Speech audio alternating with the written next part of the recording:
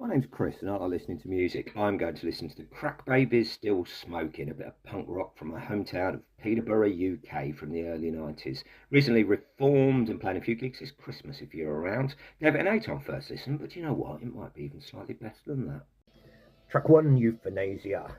My least favourite thing about music, the amount of it. In every city, town, village, in every corner of the world there is great music.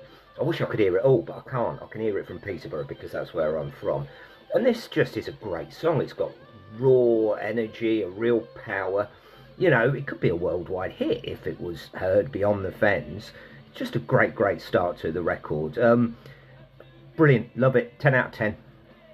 Track 2, Mesmerized, not as strong, but a decent follow-up to the first track, Fast and Furious, and the band are obviously enjoying themselves getting back together. They got together recently to record the first 2 tracks, so tight, great breakdowns and solos, even a little nod to Salt and Pepper.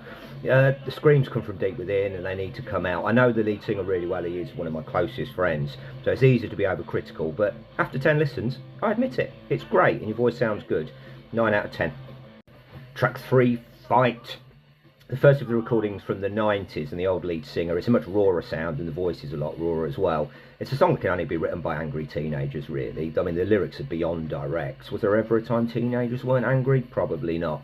You feel the playing's not as good and they're better now, but the energy is still there. On first listen, I claimed it sounded like it was recorded in a pub toilet. I stand by that, but you know what? I wouldn't want to hear it any other way. 9 out of 10. Track 4, Roll in Your Head, changing pace, a little less punk and a little bit more, I don't know what it is, Clash I suppose. Not a highlight for me, strangely. I know it's a fan of the bands, but it reminds me of Prince and of A Hole in Your Head too much. Breakdown is cool though, and I do like the rap in it. Far from bad, 8 out of 10. Track 5, Big Mouth, I really like this. It's got the Rage Against the Machine energy to it. I don't know if they were before or after, probably after, but maybe before. Who knows, there might have been an influence on Rage Against the Machine. But yeah, doing something different from a band slightly ahead of its time. For the fens anyway. Got a real funk about it and a nice sing-along chorus. 9 out of 10.